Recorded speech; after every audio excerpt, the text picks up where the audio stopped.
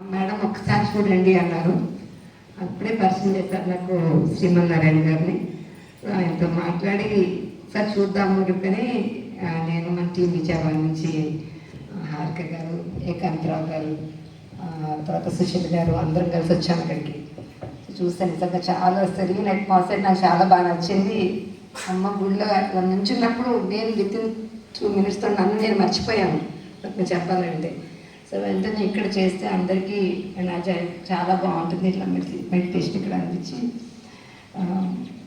మనం అక్కడి నుంచి అడిగితే ఇక్కడ ఆఫీస్లో మనం మాట్లాడినప్పుడు చైర్మన్ గారిని బిఎస్ రావు గారు కదండి, బిఎస్ఆర్ మూర్తి గారు, ఆయన్ని మాట్లాడమని చెప్పారు.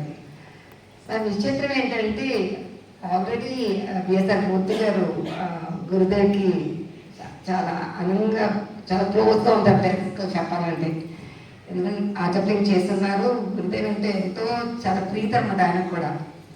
గురుదేవ్తో ఒకసారి 7 hours ఇంటర్వ్యూ, 12 hours ఇంటర్వ్యూ ఇద్దరు కూర్చొని అసోసియేషన్లో మాట్లాడుకుని ఉన్నారన్నమాట.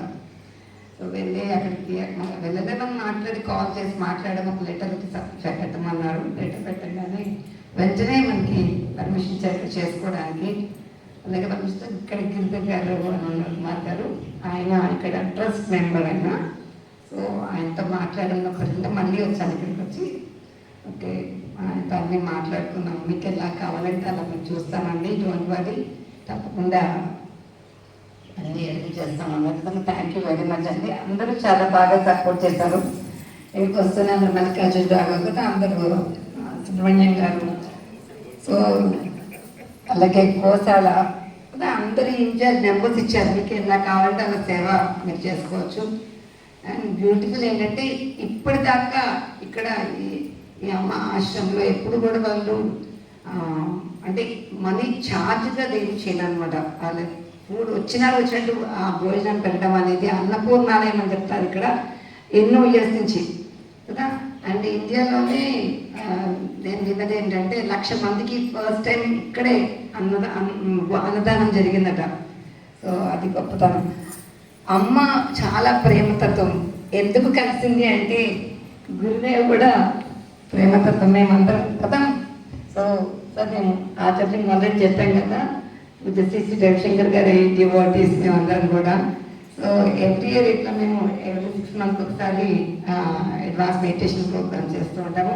అలాగే గురు పూర్ణ సందర్భంగా మేము ఈ అడ్వాన్స్ మెడిటేషన్ ప్రోగ్రామ్ చేసే ఇది మాకు దక్కింది. ఇది మా అదృష్టము. అండ్ నేను కొంచెం వివరంగా స్వామీజీ ఇక్కడ మాట్లాడతారు.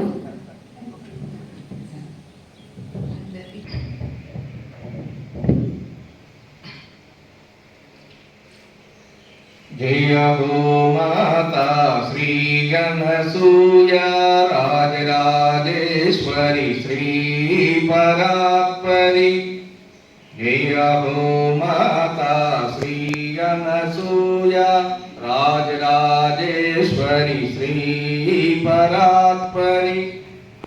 जय हो माता श्री अनसूया राजराजेश्वरी श्री परात्परी। जय हो माता श्री अनसूया राजराजेश्वरी श्री परात्परी। जय हो माता श्री अनसूया राजराजेश्वरी श्री परात्परी। శ్రీమాత్రే నమః. ఈ నామం ఒక ముస్లిం సోదరుడు 1958వ సంవత్సరంలో అమ్మ దగ్గరికి వచ్చి చెప్పినటువంటి ఈ నామం అండి.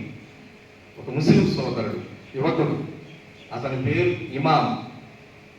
అమ్మ యాక్సెప్ట్ చేశారు. అప్పటి నుంచి అంటే 1958, 42, 24, 66 సంవత్సరాల నుంచి ఈ నామం అఖండంగా ఈ స్థలంలో ప్రతిధ్వనించబడుతూ ఉంది. కొన్ని లక్షల కోట్ల నామం జరిగిందండి. పోతే ఈ జిల్లెలమూడి అనేటువంటిది గ్రామం పేరండి. అమ్మ పుట్టినటువంటి స్థలం 1923 మార్చి 28వ తారీఖు రుద్రోద్గారి సంవత్సరం ఆశ్లేష నక్షత్రం బుధవారం పొన్నూరు దగ్గర మన్నవ అనేటువంటి ఒక చిన్న గ్రామంలో అమ్మ యొక్క జననం జరిగిందండి. అమ్మ తల్లిదండ్రులు రంగాంబ గారు, సీతాపతి శర్మ గారు. 1936లో జిల్లెలమూడి పక్కన ఉన్నటువంటి ఒక రేపూరు గ్రామం బ్రహ్మాండం నాగేశ్వరరావు గారని అమ్మను వివాహం చేసుకున్నటువంటి వారు. ఇక్కడ అమ్మ అని పిలుస్తున్నాం కాబట్టి వారి నాన్నగారు అని పిలుస్తున్నాం మేము ఇక్కడ. 1936లో మే 5వ తారీఖున అమ్మ వివాహం జరిగిన తర్వాత ఆ బ్రహ్మాండం నాగేశ్వరరావు గారు ఈ జిల్లెలమూడి గ్రామానికి కరణంగా వచ్చారు. అప్పట్లో కరణాలు మున్సిపులు ఉన్నాయి కాబట్టి కరణం గారి భారీగా అమ్మ ఈ పుణ్యస్థలంపై అడుగుపెట్టారు. అప్పటి నుంచి అమ్మ ఎవరెవరకు ప్రేమించారో మనకు తెలిసేది కాదు. కొంతమంది బిడ్డలు చీరాల నుంచి కొంతమంది వచ్చేవారు జిల్లెలమూడి అమ్మను చూస్తానికి. ఆ వచ్చినటువంటి వారికి తనే స్వయంగా అన్నం వండి పెట్టేవారు.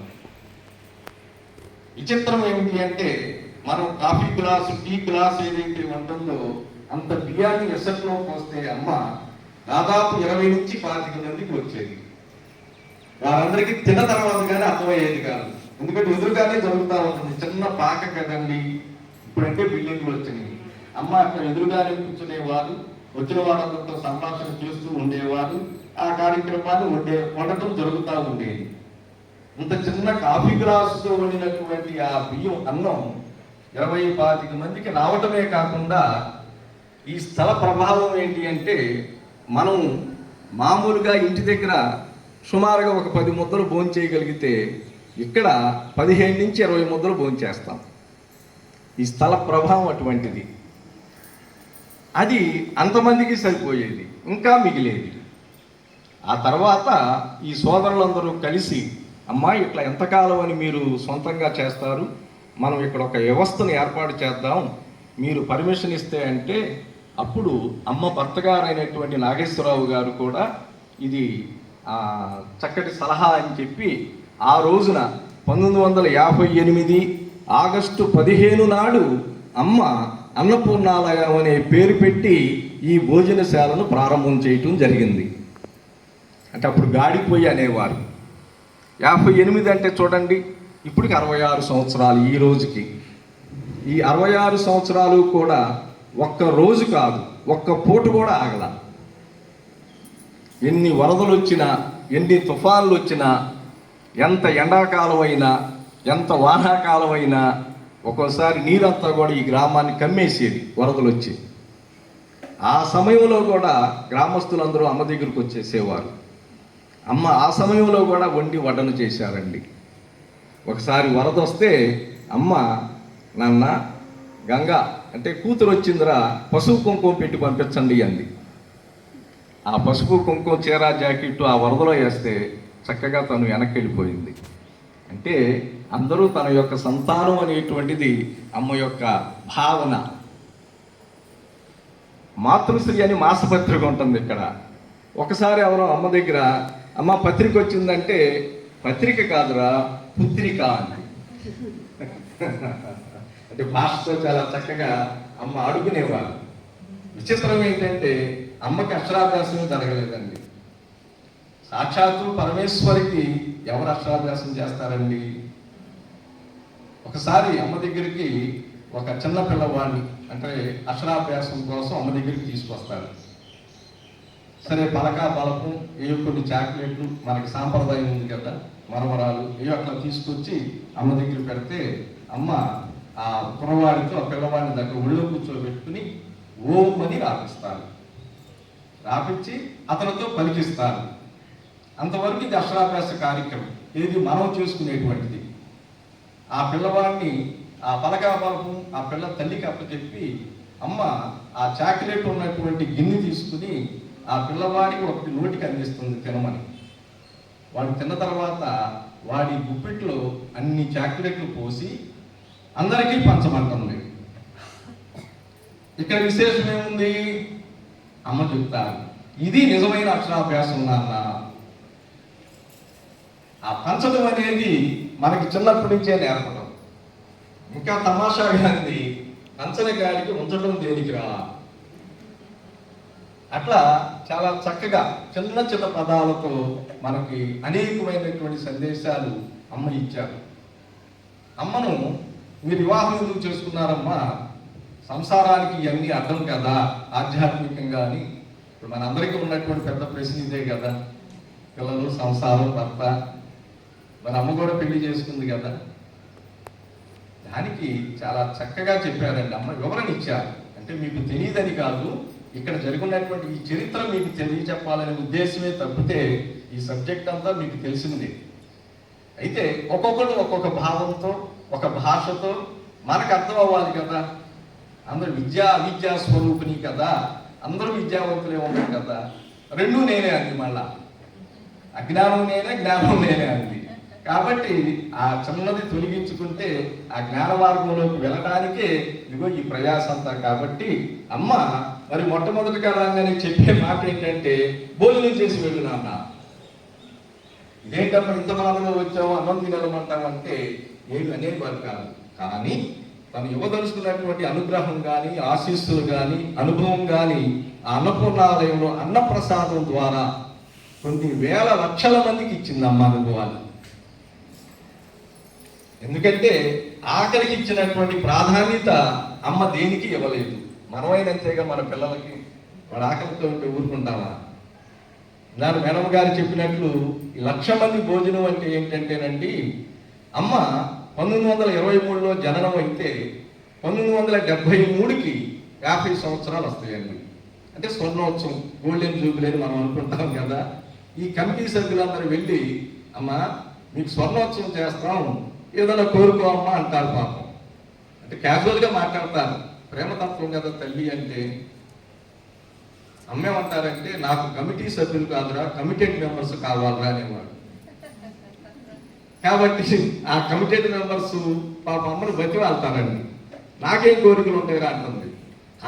కాదమ్మా ఏదో వాళ్ళు అనుకున్నారు, ఏ చీరా జాకెట్ అడుగుతున్నారు అనుకున్నారు వాళ్ళు.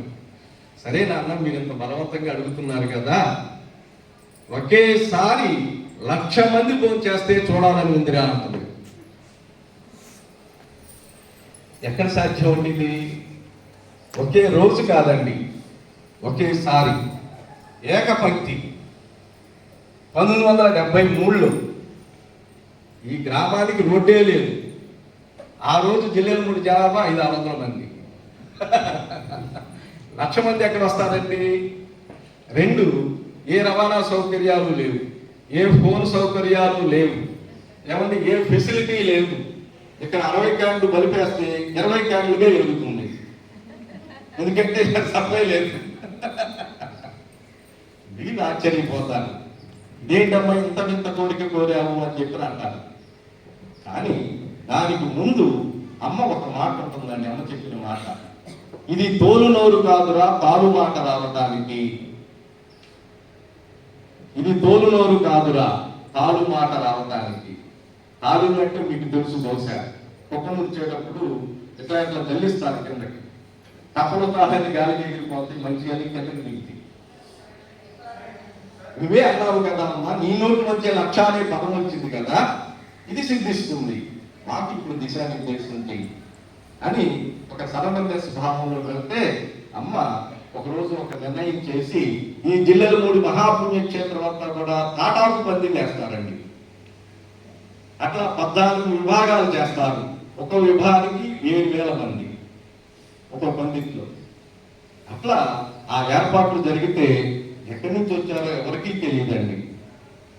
తీరా చూస్తే ఏమవుతుంది, ఆ రోజు ఉదయం 10 గంటలకి 5,000 మంది కూడా లేరు.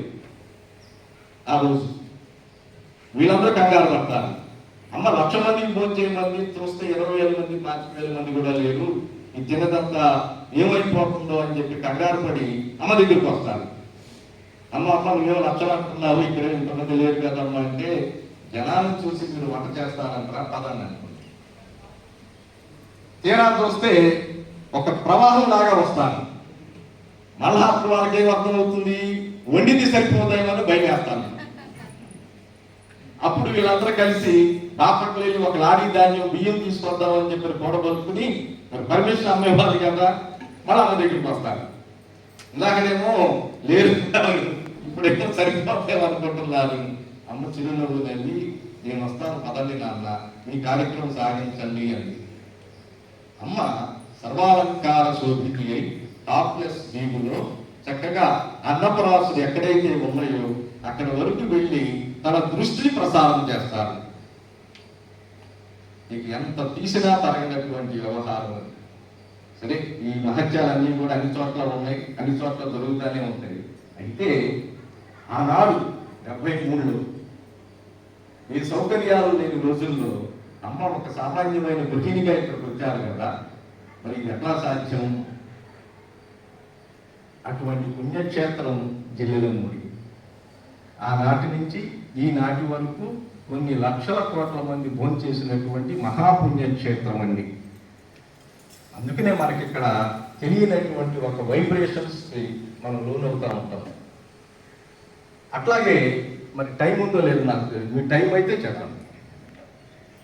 మనకి 4 ఆశ్రమాలు ఉన్నాయని చెప్పి జీవితంలో పెద్దలు చెప్తున్నారు కదా, బ్రహ్మచర్యం, గృహస్థాశ్రమం, వానప్రస్థం, సన్యాసం.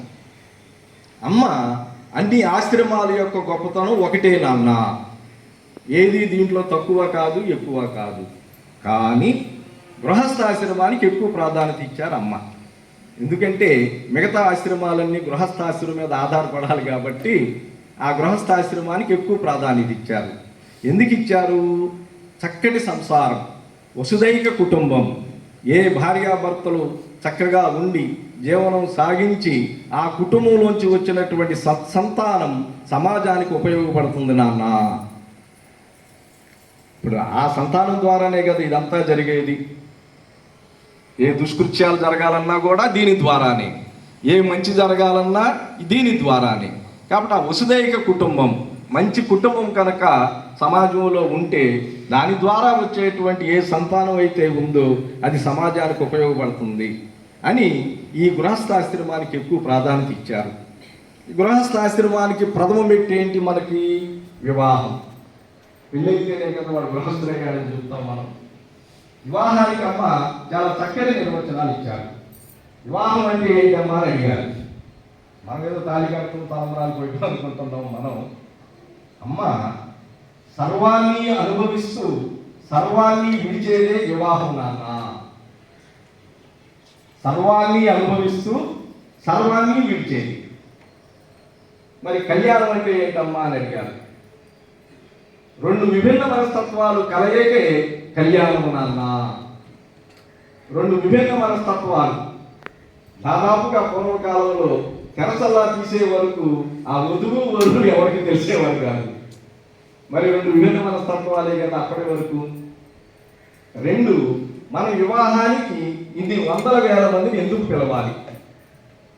మన ఇంట్లో మనం చేసుకోవచ్చు కదా పెళ్ళి, వీళ్ళందరినీ పిలిచి ఖర్చెందుకు? అప్పుడు అన్నటువంటి మాట, ఆ విభిన్న వస్తువులు ఏకోన్ముఖం అవ్వాలంటే నాన్న అందరి ఆశీస్సులు కావాలిగా. అందుకనే మనం పిలిచేది. మనకు ఆ శుభలేఖలో కూడా మనం ఏం రాస్తున్నాం? బంధుమిత్ర సపరివారంగా విచ్చేసి కాబోయే నూతన వధూవరులను ఆశీర్వదించ ప్రార్థన. విందు చివరికి పెడుతున్నాం. ఇప్పుడేం జరుగుతుంది? అది ముందరకు వస్తుంది, ఇది వెనక్కి వెళ్తుంది. చెప్పులు వేసుకుని పైకి వెళ్ళి బ్లెస్సింగ్స్ ఇచ్చి వస్తున్నాం. మరి అందుకనే మనం యొక్క ఈ సజ్జన సాంగత్యం వల్ల పెద్దల ద్వారా కొన్ని విషయాలు తెలుసుకుని కనీసం మనమన్నా ఆచరించగలిగితే మనల్ని చూసి కొంతమంది ఫాలో అవ్వటానికి అవకాశం ఉంటుంది. అట్లా మరి వివాహం అయింది, బాగానే ఉంది. భార్య అంటే ఎవరమ్మా అని అడిగారు. మనం భార్య అంటే ఏదో అనుకుంటున్నాం కదా. మీ అందరికీ తెలుసు, మౌనంలో ఉన్నారు కాబట్టి ఇంకేం చెప్పలేకపోతున్నారు. భావం తెలుసుకుని ప్రవర్తించేది భార్య నాన్న. భావం తెలుసుకుని ప్రవర్తించేది భార్య. మరి భర్తమ్మ బాధ్యత తీసుకుని ప్రవర్తించేవాడు భర్తరా. ఎంత చక్కగా ఉందండి. ఈ రెండు బాగుంటే ఇక్కడ దాకా ఎందుకు రావాలి అందరూ తరచుగా అనుకోవటానికి. అంటే ఎంత చక్కగా అమ్మ వివరణ ఇచ్చారు. భావం తెలుసుకుని ప్రవర్తిస్తే పోట్లాట్లు ఎందుకు వస్తాయండి? అట్లాగే బాధ్యత తీసుకుని ప్రవర్తిస్తే ఈ పొట్లాట్లు ఎందుకు వస్తాయి? ఎక్కడో లోపం జరుగుతుంది. అందుకని సమాజానికి ఇచ్చినటువంటి సందేశం అమ్మ చాలా చిన్న చిన్న పదాలతో. ఒక ఆవిడ వచ్చి అమ్మని అడుగుతారు, అమ్మ నేను సుమంగిలిగా వెళ్ళేటట్టు ఆశీర్వదించమ్మా అని అడుగుతుంది ఒక అక్కయ్య గారు వచ్చి. చాలా అవసరమైనటువంటి ఇదే కదా, సుమంగిలిగా అంటే సౌభాగ్యవతిగా నేను అంటే భర్త ఉండగానే నేను వెళ్ళేటట్టు ఆశీస్సు అందించమ్మా అని చెప్పి అడుగుతుంది అమ్మని ఒక ఆవిడ, ఒక అక్కయ్య గారు. ఇక్కడ అన్నయ్య గారు అక్కయ్య గారు అని అమ్మ పెట్టినటువంటిదండి. అందుకని మేము ఎవరు వచ్చినా అన్నయ్య గారు అక్కయ్య గారిని పిలుస్తున్నాం. సామాన్యంగా ఏ పెద్దలు అయితే ఏం చెప్తారు? తదాస్తు అంటారు. మనం ఆశీర్వదించేటప్పుడు కూడా పెద్దలు దీర్ఘ సుమంగళి భవ అని అంటున్నారు కదా. కానీ అమ్మ ఒప్పుకోలేదండి. ఇక్కడ మనం గ్రహించాలి. ఎందుకు ఒప్పుకోలేదమ్మా? ఏమి నీకు స్వర్గమో పుణ్యమో ఉందంటూ నువ్వు వెళ్ళిపోయావు అనుకో, బ్రతికుల్లో నీ సంగతి ఏం కావాలని అడిగింది. ఎంత దూరం ఆలోచనండి. నిజంగా స్వర్గం ఉందో పుణ్యం ఉందో ఎవరికి తెలుసండి? ఈ మంచాల వరకు చూసేవాడు ఎవడు ఇక్కడ? నిన్ను నమ్మి వచ్చాడు కాబట్టి వాడిని కడతేర్చి వెళ్ళవలసిన బాధ్యత నీది అంది. అసలు ఈ స్త్రీలు మనం ఎందుకు కోరుకోవాలి ఇట్లాంటి ఆలోచన?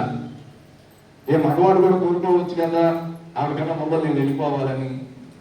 అంటే మన సమాజంలో ఉన్నటువంటి ఒక జాడ్యం, ఆ వైద్యం పొందినటువంటి స్త్రీ కొన్ని పనులు చేయొచ్చు, చేయకూడదు, ఎదురు రావాలో ఎదురు రావద్దు అనేటువంటి కొన్ని కట్టుబాట్లు ఈ సమాజంలో మనం ఏర్పాటు చేసుకోవడం జరిగింది. దానికి భయపడే వాడు ఈ కోరిక కోరుకునేది. దానికి అమ్మ చెప్పారు, వైధవ్యానికి చక్కటి నిర్వచనం ఇచ్చారండి.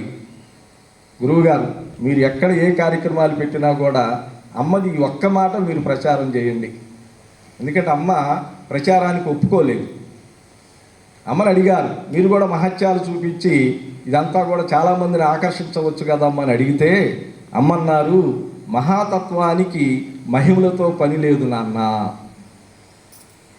మహాతత్వంతో మహిమలతో ఏం పని ఉంటుంది అంటూ, ఈ సృష్టికి మించిన మహిమ లేదురా అంటూ, మంచిని మించిన మహిమ లేదురా, మనం ఎంత మంచిగా ఉంటే అదే మహిమ నాన్న.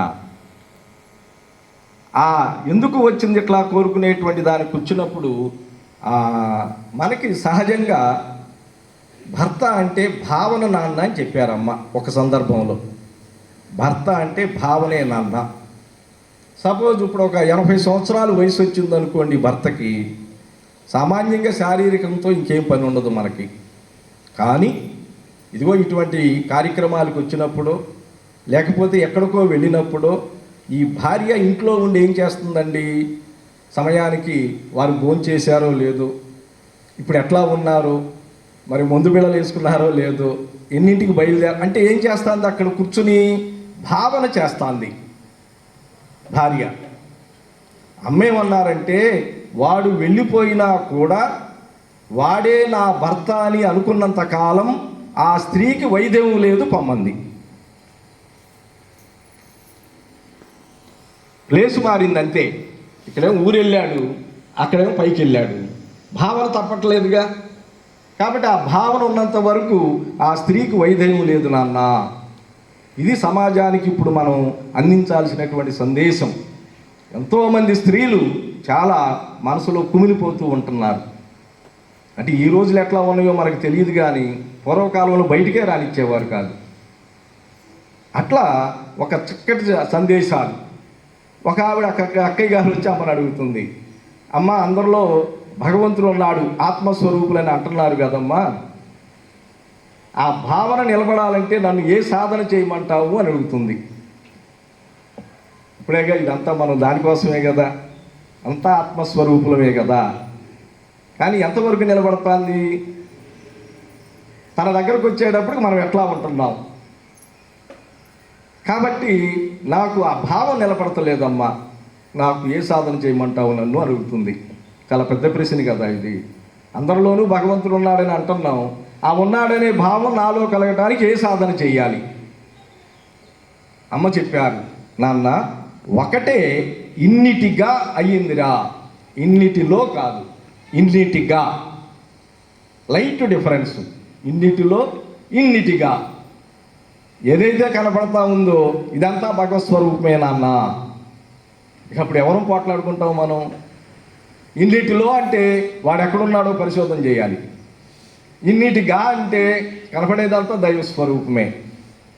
ఆ ఇన్నిటిగా ఉన్నటువంటి దాటిలో ఒక్కటిగా చూడటానికే ఇదిగో ఈ సాధనంతా. దీనికోసం చెప్పాలంటే పెద్దలందరూ కనీసం 5-6 రోజులు చెప్పాలి. ఉన్నది అదే కాబట్టి. అడిగింది ఒక సామాన్య స్త్రీ, చెప్పవలసింది అమ్మ. వేదాంతం చెబితే ఎట్లా కుదురుతుంది? అమ్మని అడిగారు సరదాగా, వేదాంతం అంటే ఏంటమ్మా అంటే, చెప్పేవాడికి వినేవాడికి అర్థం కాందే వేదాంతం రాండి. సరదాగా చెప్పి గురువుగారు ఏమనుకోబాకండి, మీ ఎదురుగా ఏదో మాట్లాడుతున్నారు. సరే సరే. మరి వేదాంతం చెబితే కుదరదు, ఆవిడికి అర్థం అవ్వాలి. చాలా చక్కగా చెప్పినటువంటి ఒకే ఒక వాక్యం అమ్మ, ఏమీ లేదే, నీ కూతుర్ని కోడల్ని ఒకే రకంగా చూసుకో, అదే వస్తుంది పోవంది. ఎవరు ఊపట్లా?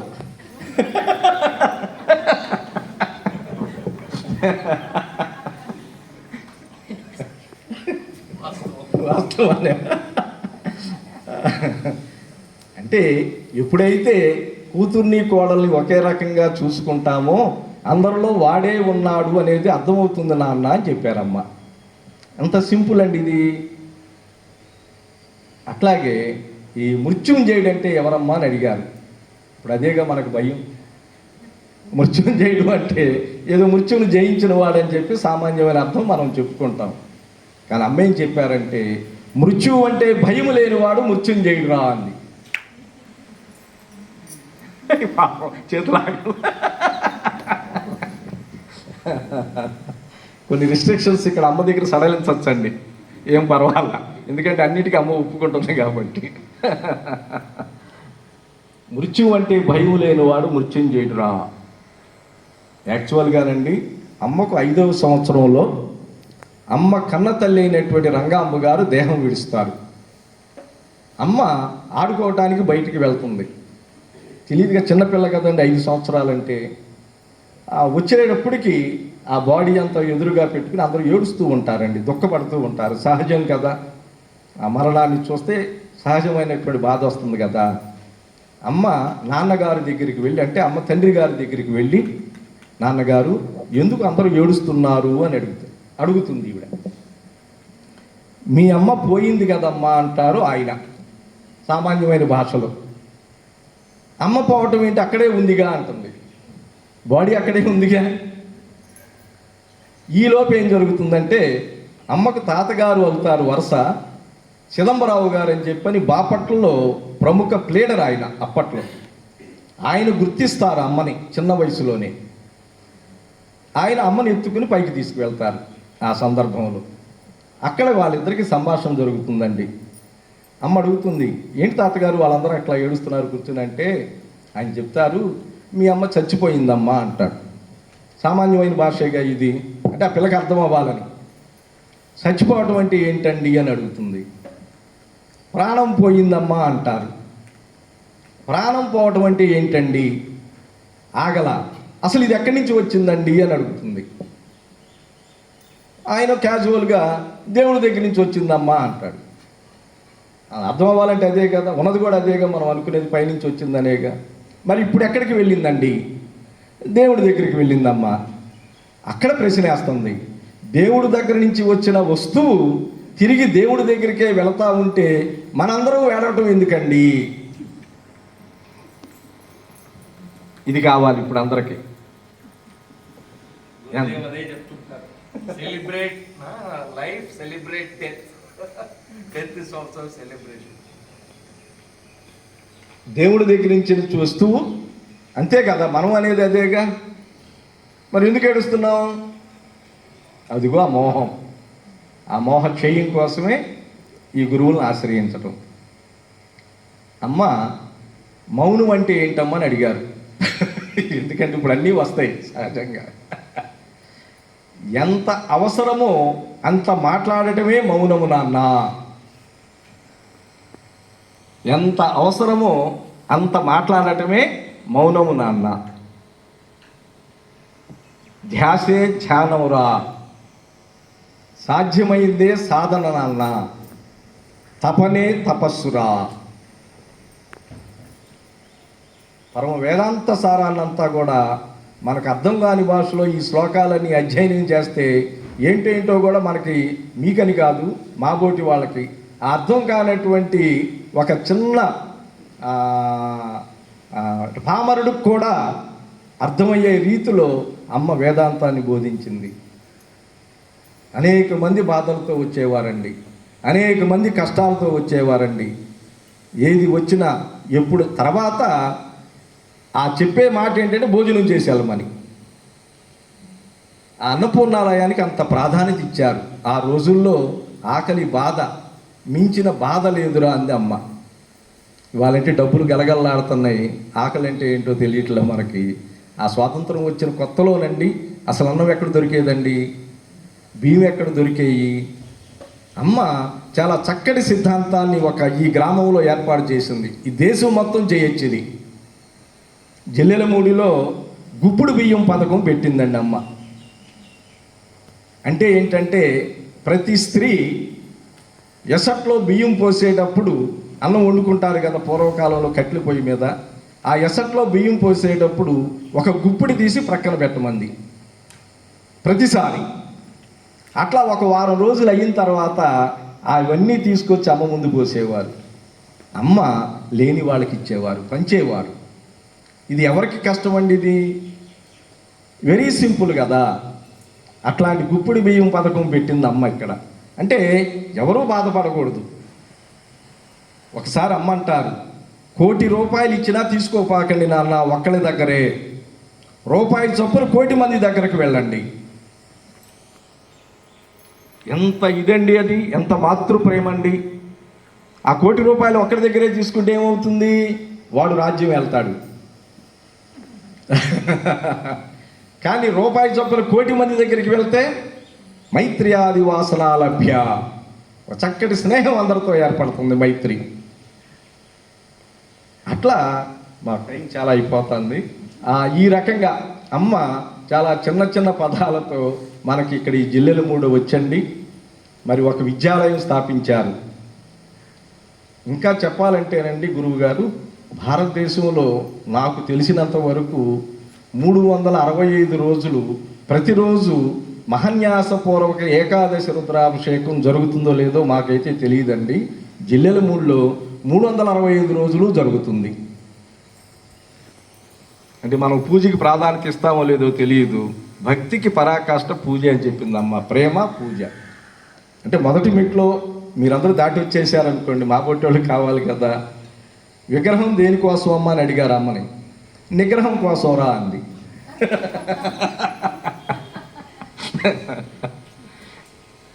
ఏదో ఒక ఆచ్ఛాదన లేనిదే మనం ఎట్లా చేస్తామండి. తర్వాత వైరాగ్యం అంటే ఏంటమ్మా అని అడిగారు అమ్మని. మనం ఏదో అన్నీ విడిచేసి వెళ్ళిపోవటం అని చెప్పని మన శాస్త్రం చెప్తుంది కదా. భార్య భర్త పిల్లలు సంసారం ఊరు వాడ అన్నీ వదిలేసేసి ఎక్కడికో వెళ్ళి తపస్సు చేసుకోవటం, ఆ వైరాగ్య భావం రావాలి అని అంటారు. కానీ అమ్మ ఏం చెప్పారంటే సర్వత్రా అనురాగమే విరాగము నాన్న. సేమ్ గురుదేవ్ చాలా సంవత్సరాల ముందు అడ్వాన్స్ కోర్సులో ఉన్నప్పుడు వాట్ ఇస్ డిస్పాషన్ అనే క్వశ్చన్ వచ్చినప్పుడు being passionate about everything in life is dispassion. సర్వత్రా అనురాగమే. మీకు అన్నిటి మీద అనురాగం ఉంటే ఇంక విరాగం ఎందుకు వస్తుంది? అంటే కొన్నిటి మీద అనురాగం ఉంటుంది, కొన్నిటి మీద ఇబ్బంది ఉంటుంది, వ్యతిరేకం ఉంటుంది.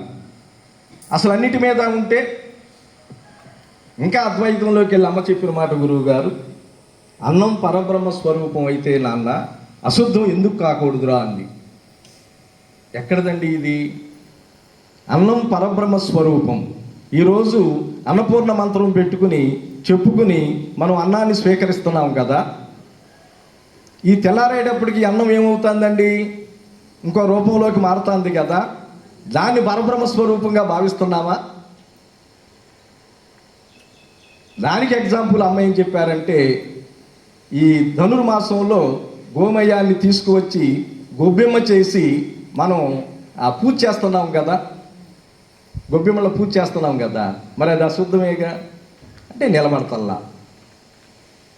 ఆ దాన్ని కూడా ఆ భోజనానికి పూర్తిగా వెళ్ళిందండి అమ్మ. అన్నాన్ని పరబ్రహ్మ స్వరూపంగా భావించినప్పుడు అశుద్ధాన్ని ఎందుకు భావించట్లా? అట్లా అని ఇంట్లో తీసుకొచ్చి పూజ చేయమని కాదు, భావన. ద్వైతానికి అద్వైతానికి తేడా ఏంటమ్మంటే భావనే నాన్న అంది. అదే కదా, ఎంత సింపుల్ వర్డ్స్ అండి లైఫ్కి. యాక్చువల్లీ ఇక్కడ విద్యాలయం అట్లా అని చెప్పి శౌచాలయం అంటారు. అవునండి, అంటే అది కూడా ఒక ఆలయం. ఆలయం. ఇంకా విచిత్రం, మనం లైబ్రరీ గ్రంథాలయం అంటాం, అమ్మ జ్ఞానాలయం అని పేరు పెట్టారు. అంటే అంతా లైనే. చివరికి ఎక్కడికి వెళ్ళాలి మనం? అక్కడికే కదా వెళ్ళేది. జన్మ మృత్యు జరా తప్త జన విశ్రాంతిదాయని.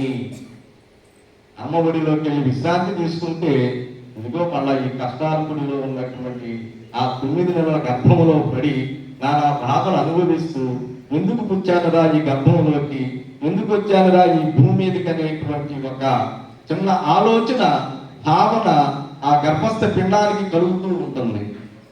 మరలా రాకూడదు అనుకుంటారు, భూమి మీదకి రాగానే నాయి కట్టేస్తుంది. అమ్మని అడిగారు, ఎందుకమ్మా మమ్మల్ని పుట్టించడం, ఈ బాధలన్నీ ఎందుకమ్మా అంటే,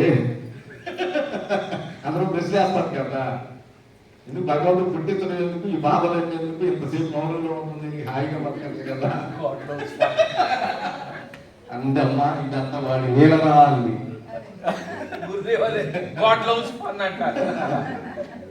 సరే నీ లీల కోసం బొమ్మను బాధపడుతుంది అంటే జన్మ వచ్చిన తర్వాత అండి ఎట్లా బ్రతికితే మనం హాయిగా ఉంటామో మార్గాలు చూపించారు. ఆ మార్గాల్లో ప్రయాణం చేయితే ఇగో ఈ తిప్పలని. అందుకని అమ్మంటారు, ఇష్టమైతే కష్టం ఉండదు నాన్న. మీరు ఇక్కడికి వచ్చారు, ఎంతో ఇష్టమైతేనే కదా ఏదైనా కష్టం అనేది అనిపించట్లేదు. ఇంకో చిన్న విషయం ఏంటంటే, ఒకసారి భగవాన్ సత్యసాయి బాబా వారి దగ్గర ఒక స్టేట్ నుంచి చాలా మంది డివోటీస్ పుట్టపర్తి వెళ్ళారంటండి. వెళ్తే ఆ ఆర్గనైజర్ ఎవరైతే ఉంటారో వారు ఆ స్వామికి దగ్గరగా ఉండే వాళ్ళకి తెలియపరిస్తే, అప్పుడు నిజంగా స్వామి బయటికి రావాల్సిన సమయం కాదు. కానీ వెళ్ళి స్వామి చాలామంది కొత్త వాళ్ళు వచ్చారండి మీ యొక్క దర్శనం కోసం అని చెప్తారు ఆయనతో. స్వామి అంటారు, బంగారు నీకురా కొత్త వాళ్ళు, నాకు పాత వాళ్ళేరా అండి అన్నారు ఆయన. భగవంతుడికి అందరూ పాత వాళ్ళమే కదండి. కాబట్టి అమ్మకి ఇప్పుడు మీరు కొత్త వాళ్ళని మీరు అనుకుంటున్నారు. అమ్మ దృష్టిలో మనందరం ఉండబట్టే ఇదిగో ఈ జిల్లెలమూడి మహాపుణ్యక్షేత్రానికి వచ్చి ఈ రకంగా మనం సాధనా ప్రక్రియలో చక్కగా ప్రశాంతంగా, అమ్మవారి దయ కదండి ఇది, వరుణుడు చక్కగా కరుణించి చల్లటి వాతావరణాన్ని కురిపించి మనకి ఇగో ఈ కార్యక్రమాన్ని నెరవేర్చుకోవటానికి మరి మా విశ్వజననీ పరిషత్ ట్రస్టులు మంచి అవకాశాన్ని అందించినందుకు అమ్మవారికి మీకు శుభాశీస్సులు కలగాలని కోరుకుంటూ, అమ్మా స్థిరో భవ వరదో భవ సుముఖో భవ సుప్రసన్నో భవ, అమ్మా స్థిరో భవ వరదో భవ సుముఖో భవ సుప్రసన్నో భవ, అమ్మా స్థిరో భవ.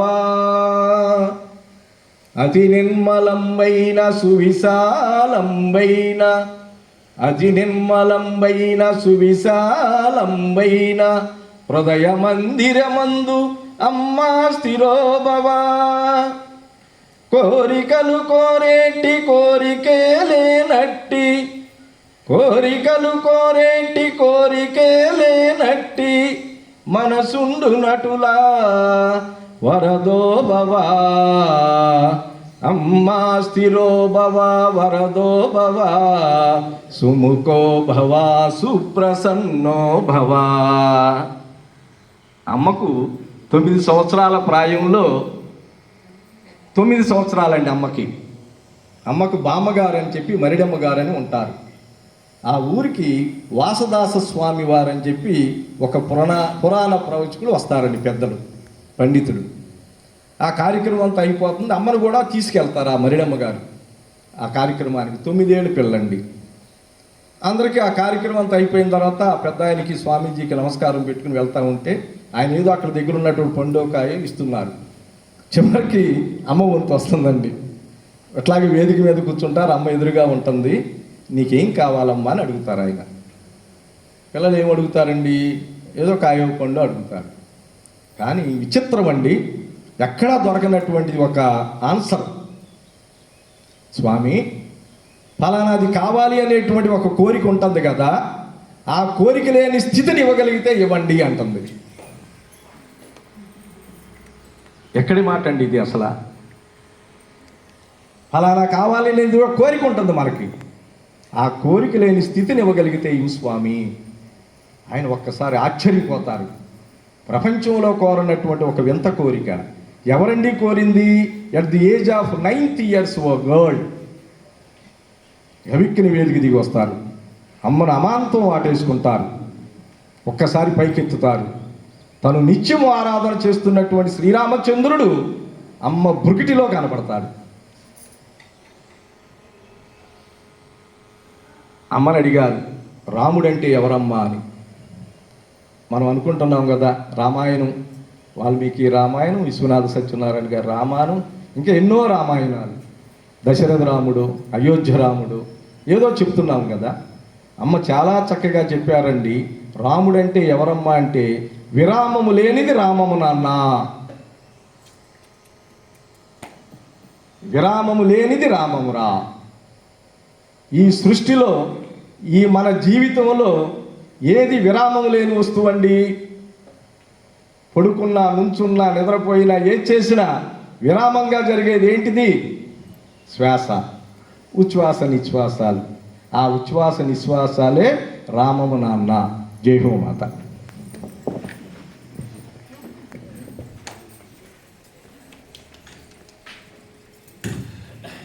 Thank you so much Srimannarayana గారు. ఈ 4 రోజులు కూడా మేము ఎవ్రీ మూమెంట్ ఎంతో కృతజ్ఞత భావంతో చాలా బాగా ఎంజాయ్ చేసాం. అమ్మ సన్నిధిలో మీరు ఏదైనా మనం దానం చేసామంటే అన్నదానం మాత్రమే ఇంకా చాలు అని అనిపించేది. సో అలాంటి మనం ఎప్పుడో డొక్కా సీతమ్మ గారి పేరు మనం చిన్నప్పుడు చదువుకున్నప్పుడు వినేవారు. ఆ డొక్కా సీతమ్మ గారు ఒకరోజు రాత్రి ఆవిడ ఆ మొత్తం ఉన్నదంతా ఆస్తి అయిపోయింది. ఇంకా నెక్స్ట్ డే మార్నింగ్ ఆవిడ తినడానికి కూడా లేదు. సో ఆవిడ అది బాధపడుతూ పడుకోలేదు. రేపొద్దున వచ్చే వాళ్ళకి ఏం పెట్టాలి అని ఆలోచనతో పడుకుంటే ఆవిడకి ఆ రాత్రి రాముడి కల్లో కనిపించి పలానా చోట లంకె పిందులు ఉన్నాయి, వెళ్ళి తెచ్చుకుని సో దానం చెయ్యి అని చెప్పారు. అలాగా భగవంతుడు మనం చేసేది నిస్వార్థంగా సేవ అన్నప్పుడు ఇలా అపారమైన కరుణ కురిపిస్తాడు. సో గురుదేవు మనందరికీ ధ్యానం చేసుకోవడానికి ఇక్కడికి ఎందుకు పంపించారో తెలియదు. పర్పస్ మీకు అమ్మకి గురుదేవ్కి కనెక్షను. సో చాలా బాగా వివరించారు శ్రీమనారాయణ గారు అమ్మ చరిత్ర. Thank you so much Srimannarayana గారు. అలాగే స్వామీజీ కూడా 2 విషయాలు చెప్తారు. మీ కింద మీ ఫుడ్ సెక్షన్ లో టైం అయిపోయింది కదా, స్వామీజీ టైం అయిపోయిందంట. జస్ట్ మీరు 1 నిమిషం వదిలి బాగా వదిలేస్తే కొన్ని శ్రీమనారాయణ గారు అలాగే ఫర్దర్ గా ఇక్కడ ఉన్న స్కూల్స్ కాలేజెస్ లో కూడా చిల్డ్రన్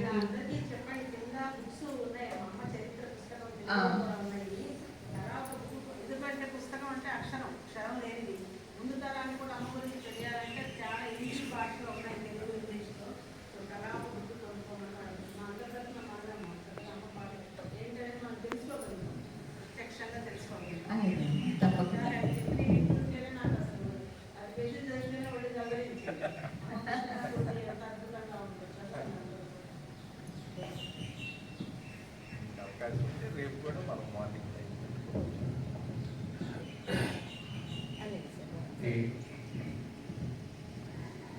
పుణ్యక్షేత్రంలో రావటము, అమ్మవారి అంటే ధ్యానము, వారి సాన్నిధ్యత వేరేం కాదు. అంటే అసలు స్థలం దాని అంటే అక్కడ నడిచారు, ఉన్నారు, అందరితో మాట్లాడారు అంటే ఆ స్థలానికి ఒక ఇది ఉంటుంది, స్పెషాలిటీ ఉంటుంది.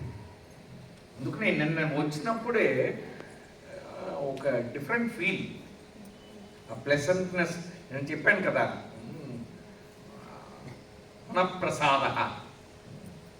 మనప్రసాద సౌమ్యత్వం, అదంతా ఆ ఫీలింగ్ ఇక్కడ లోపల స్టెప్ దూరం నుంచి వచ్చేటప్పుడే ఆ ఫీలింగ్ ఉంది.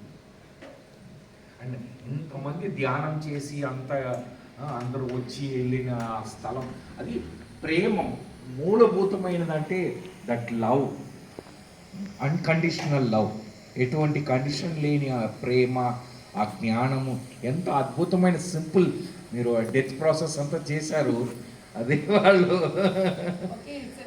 గురుదేవస్. సో అంటే అది చెప్పటం, ఇంకోటి make you getting that experience of that, that is what Gurudeva's blessed us with. అమ్మవారి ఆశీస్సులతోనే ఈరోజు మనం ఇంత అద్భుతంగా చేయగలుగుతున్నాము. గురువుగారి ఆశీస్సులు ఇలాగే కంటిన్యూ అవ్వాలి అని కోరుకుంటూ, ఈ సంతోషం ఆనందాన్ని మన అందరి అన్ని చోట్ల పంచాలి. వారి ఏంది ఏం లేదు, అంతే ఉన్నది ఇతరులకి పంచాలన్నదే. పేరు కూడా అనసూయ, నిన్న షేర్ చేస్తున్నా. అసూయ అంటే తెలుగులో ఇదేంటంటే అది జనరల్గా. సంస్కృతంలో అసూయ అంటే దోషం చూసే ప్రవృత్తి, దోషం లేని ఇదే దోషం చూసే ప్రవృత్తి లేని వారు ఎవరైతే వారు అనసూయ. కృష్ణ పరమాత్ముడు అర్జునుడికి అది చెప్తుంటాడు. చాలా అద్భుతమైన, అంటే ఆ పేరులోనే ఆ ఇది ఉంది. అండ్ ఆమె అలాగే జీవనం మనకు చాలా సంతోషం, ఆనందంగా ఉంది. మళ్ళా ఇక్కడ మెడిటేషన్ మన ప్రోగ్రామ్స్ జరగాలి. ఇక్కడ కూడా అదే స్టూడెంట్స్ మన ఓరియంటల్ కాలేజ్ చాలా సంతోషం. ఎందుకంటే ఓరియంటల్ కాలేజ్ ఈవెన్ టీటీడీలో కూడా ప్రశ్నార్థకరం అయిపోతే ఇక్కడ ఒక ఓరియంటల్ కాలేజ్ సంస్కృతము తెలుగు ఈ రోజే NAC B++ గ్రేడ్ వచ్చిందండి. Beautiful, congratulations. అది చాలా మంచిది. You like to associate more.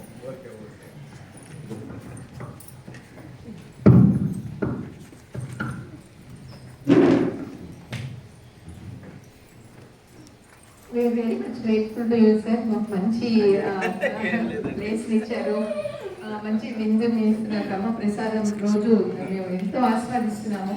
So గ్రాటిట్యూడ్తో స్వామి గారి గురుదేవుల ఆశీస్సులు ఎప్పుడు ఉండాలి, ఇంకా ముందుకు వెళ్ళాలి అని కోరుకుంటూ, అలాగే మాకు ఎప్పుడు ఇలాంటి అవకాశాన్ని మధ్యలో కల్పిస్తూ ఉండాలి. Thank you so much sir, thank you so much.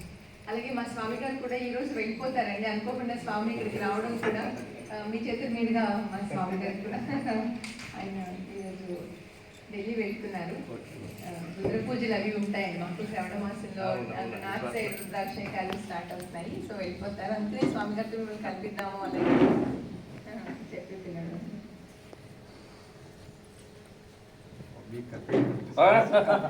అది ఆ కనెక్షన్ అది ఉంది.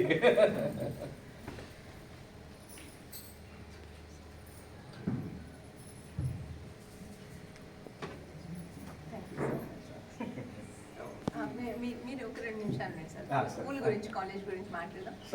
మీరంతా అందరు లంచ్ ప్రొసీడ్ అయిపోండమ్మా. అసెంబ్లీ మళ్ళీ పర్సనల్ డెవలప్మెంట్ ప్రోగ్రామ్ ఇప్పుడు మీకు మనకున్న ప్రెసెంట్ సిచ్యుయేషన్ ఏంటంటే